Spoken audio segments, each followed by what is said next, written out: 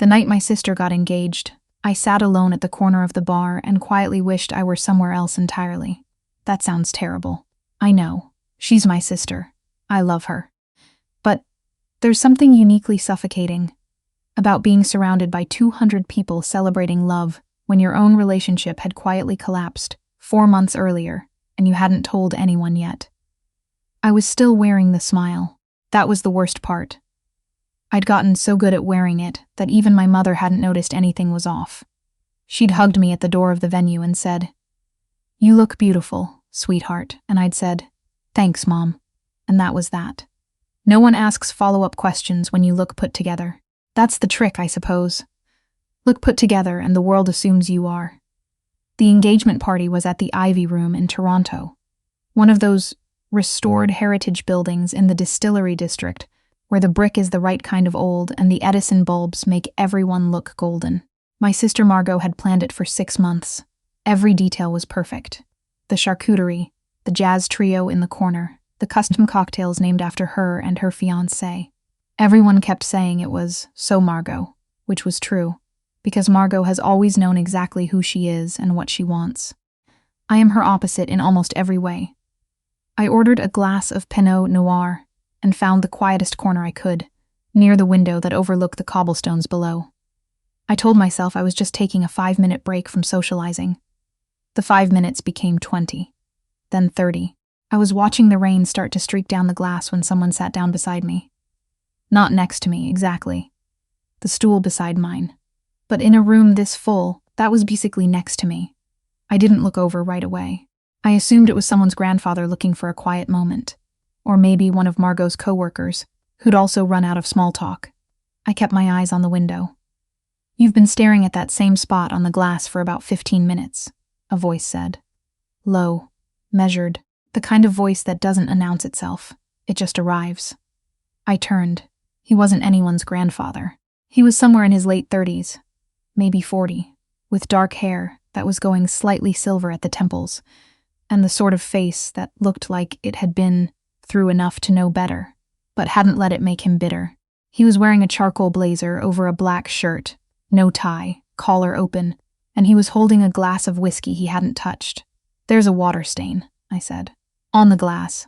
I was trying to figure out if it looks more like a heron or a dog. He looked at the window, studied it for a moment with what seemed like genuine consideration. "Heron," he said. "That's what I thought." He didn't say anything else right away. He just sat there with his untouched whiskey and looked out at the rain, and somehow that was more comfortable than any conversation I'd had all evening. "You're not family," I said eventually. I'd catalogued every face at this party by then. He wasn't one of Margot's friends, and he wasn't from our mother's side. "No," he said. "I know the venue owner. He invited me to stop by." He glanced around the room briefly. Not the way people do when they're looking for someone, but the way they do when they're assessing a space. I didn't realize it was a private event until I'd already accepted a drink. And now you're stuck. And now I'm stuck. He said it without any complaint, just acknowledging the situation.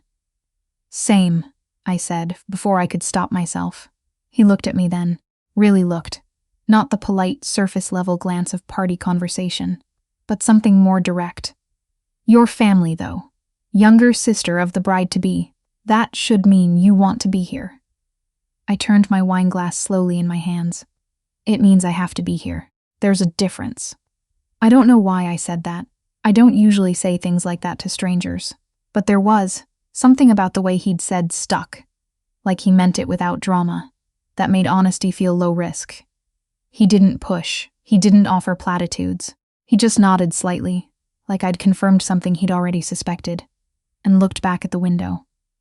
We sat in silence for another few minutes. The jazz trio started playing something slow and pretty, and out on the floor I could see Margot laughing with her fiancé, her dress spinning slightly as he pulled her close. She was radiant. Genuinely, completely radiant. I felt a sharp mixture of love and something I didn't have a name for yet. "She looks happy," he said. "She is," I said. "She deserves to be. You say that like it's separate from you." I looked at him. "What do you mean?" "You said she deserves it. Like happiness for her exists in a separate category from anything to do with you." I opened my mouth and closed it again. That was unexpectedly precise. "I'm Theo," he said. "Vivienne," I said. Viv. He said it like he was testing the weight of it. "What do you do, Viv?" "I'm a resident. Emergency medicine. Toronto General." I paused. "What about you?" "Real estate development. Commercial properties, mostly. Some residential." "So you build things?" "I tear down old ones and build better ones," he said. Whether or not that's an improvement depends on who you ask. There was a self-awareness in that I hadn't expected. I found myself looking at him more carefully. He had the kind of stillness that usually only comes from either extreme confidence or extreme damage. Sometimes, both. His hands were relaxed around his glass. He didn't fidget. He didn't scan the room for better options the way people do at parties. When they're talking to someone they're only half interested in. He was just here, entirely here. It made me feel, strangely, like I was allowed to be here too. "Margot's going to come find me soon," I said. "She'll want me in photos." "Then you have approximately 8 minutes, he said. "She's in the middle of a story and she won't leave until it's finished." I looked over. He was right. Margot was gesturing the way she does when she's mid-anecdote, holding her audience rapt. "You watched her for 8 minutes?" "I've been here long enough to understand the room," he said simply. I didn't know what to do with that. I took a sip of my wine. "Can I ask you something?" I said. "Yes. Why haven't you touched your drink?" He looked down at the whiskey like he'd forgotten it was there. "I'm driving." "Then why did you take it?" It seemed rude not to. A pause. "Why are you really here in the corner, Viv?" "Fair," he'd answered honestly. I owed the same. "Because 4 months ago my relationship ended," I said. "And I haven't told my family yet. And this is the first family event where I've had to show up alone and smile and be happy for everyone else. And I am happy for Margot, genuinely. But I also just needed 5 minutes to not perform that happiness." It came out faster than I intended. I pressed my lips together. "How long have you been sitting here?" he asked. 40 minutes. Something shifted in his expression. Not pity, which I would have hated. Something quieter. Recognition, maybe.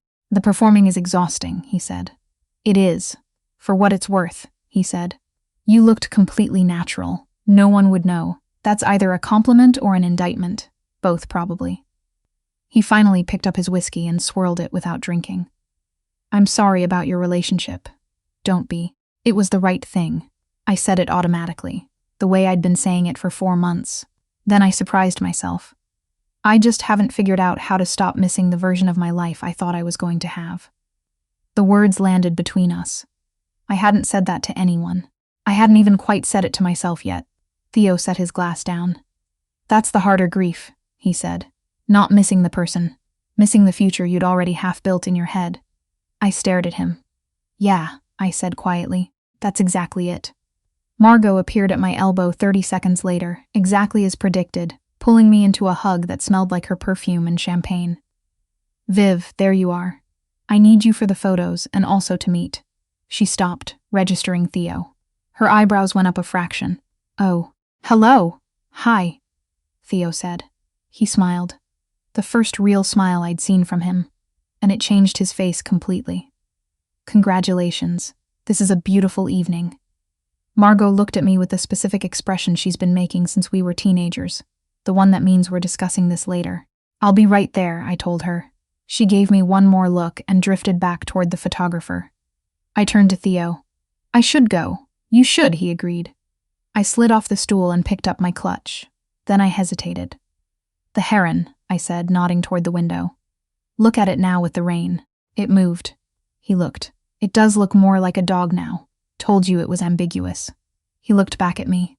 In the warm light of the venue, with the rain behind him and the jazz drifting over from the corner, there was a moment, the kind that has no language around it, where something settled between us that I couldn't explain. "It was nice to be stuck with you," he said. I almost said same. I said, "Don't drink the whiskey on the way out," and walked toward my sister. I thought about him the entire time I was smiling for photographs. I didn't expect to see him again. That was the thing about moments like that. They exist in a kind of snow globe. Sealed. Perfect. Not meant to be reopened. Margot asked me about him in the car on the way home. I told her he was just someone who knew the venue owner, which was the truth. She gave me the look again but didn't press. That's one of the better things about Margot. She knows when to let something breathe. I went back to my apartment in Leslieville and peeled off my heels and sat on my kitchen floor, eating leftover butter chicken, straight from the container, still in my dress, and thought about what Theo had said. Not missing the person. Missing the future you'd already half built in your head. Marcus, my ex, hadn't been a bad person. That was the part I couldn't make anyone understand without them getting confused. He was kind, he was steady. He had a good job with an engineering firm in Waterloo, and he'd been talking about buying a house there, and I had been quietly imagining what that would look like.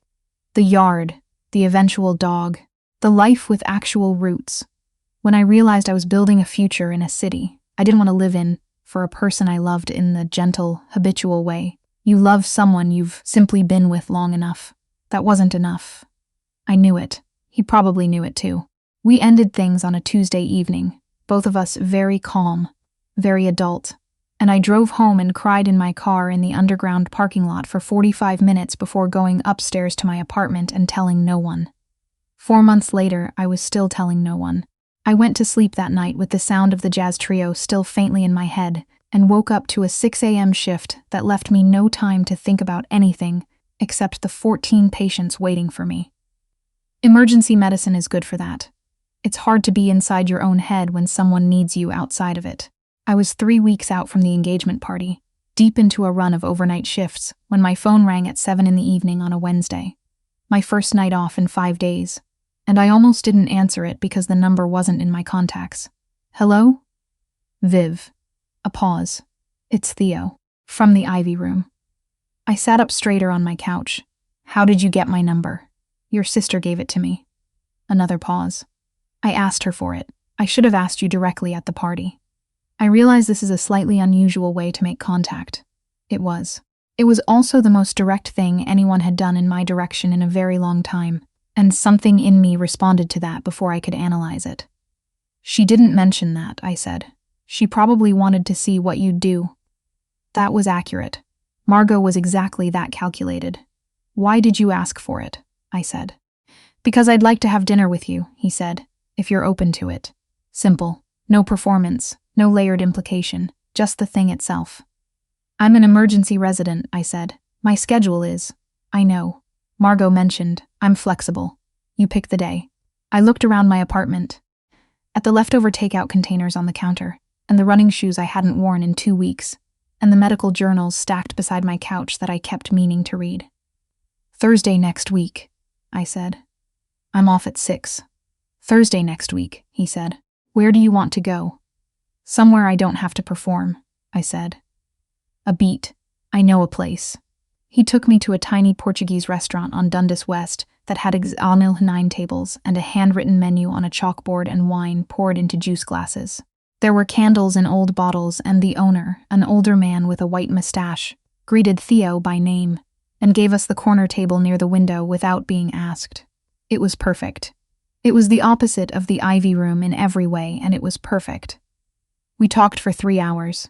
I learned that he'd grown up in Vancouver, moved to Toronto at 26 to take over a development project for a company that eventually became his own. That he had a younger brother in Calgary he called every Sunday. That he'd been married for 4 years in his early 30s. He offered this, without me asking, plainly, the way he offered most things, and that it had ended not with drama, but with the slow, mutual recognition that they had become people who loved each other and were also entirely wrong for each other. That's the harder kind, I said without thinking. Then I recognized it as an echo of what he'd said to me at the party. He noticed too.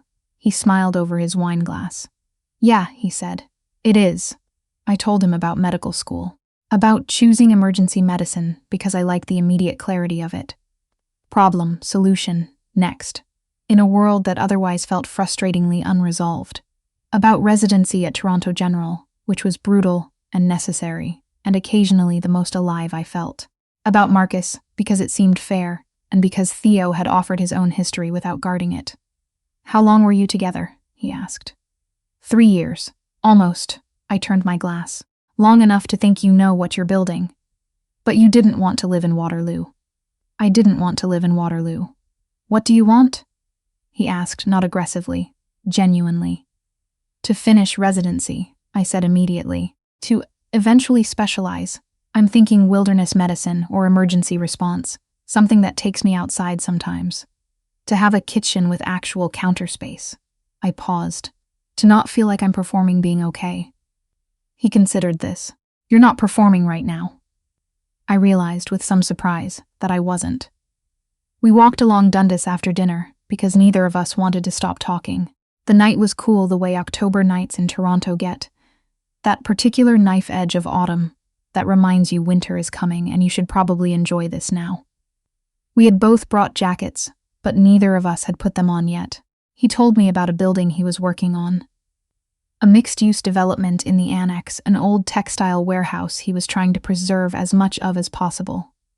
He pulled out his phone and showed me the architectural plans, the original brickwork, the timber ceiling they were restoring rather than replacing. He talked about it with a care that surprised me. He wasn't just building something profitable. He was trying to keep something alive. You love it, I said. The building? The preserving part, the not destroying part. He looked at the photo on his phone for a moment. My grandfather built houses, he said.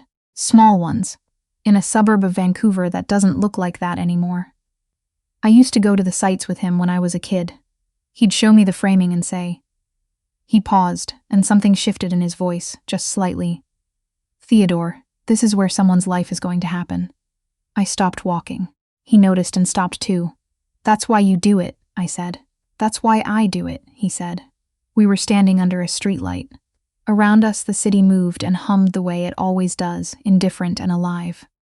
I could feel the cold starting to find its way through my dress, and I should have been uncomfortable, but I wasn't. I'm not great at this, I said, and I wasn't entirely sure what this I meant. At what? He asked. The letting someone see things. I gestured vaguely. I spent 4 months not telling my family my relationship ended. I'm not exactly an open book. You told me at the party, he said. Within 20 minutes of meeting me. That was different. You were a stranger. I'm still a stranger.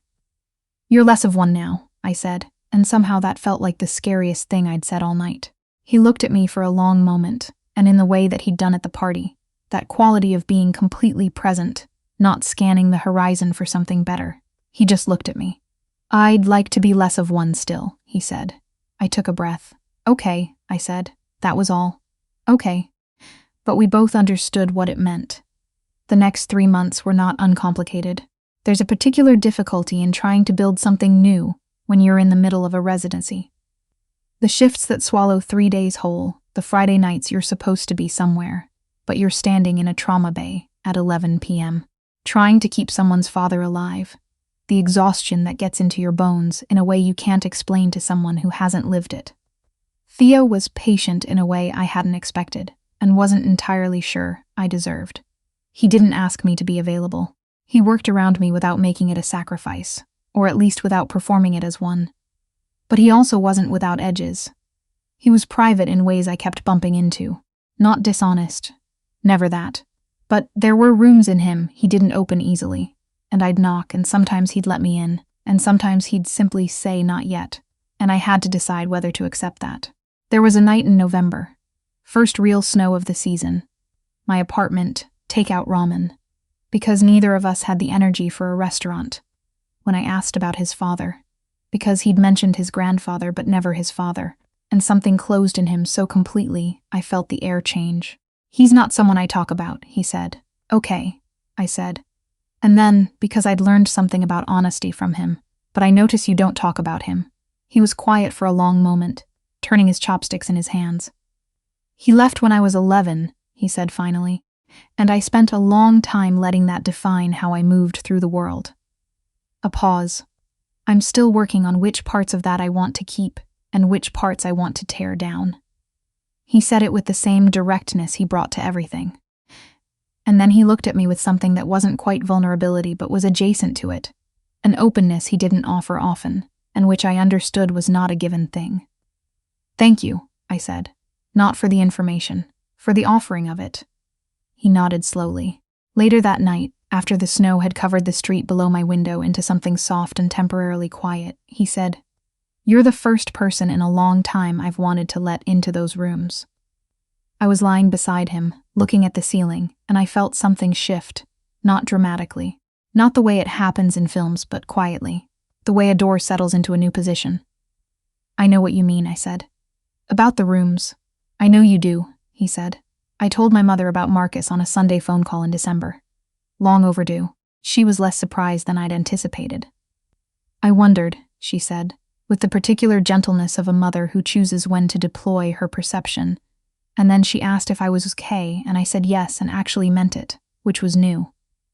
I told Margot about Theo. She said, I know. He called me to ask for your number, and I could tell from the first 2 sentences. What could you tell? That he was going to matter. She paused. Was I wrong? I thought about the corner of the bar at the Ivy Room, the heron on the glass, the future you'd already half built in your head, the textile warehouse and his grandfather's voice saying, this is where someone's life is going to happen. No, I said, you weren't wrong. He brought me to the building in January. The annex warehouse, under renovation, skeleton crew on weekdays, quiet on weekends. He had the keys. He took me through the space on a gray Saturday afternoon, when my breath made clouds in the cold air. And the light came through the original factory windows in long, dusty diagonals. The bones of the place were extraordinary. I could see it even before the renovation was finished. The way the space had a kind of insistence about it, as if it had always been more than just walls. This is the part your grandfather meant, I said, isn't it? Theo was looking up at the timber ceiling, at the beams they'd spent weeks cleaning and treating rather than replacing. Yeah, he said.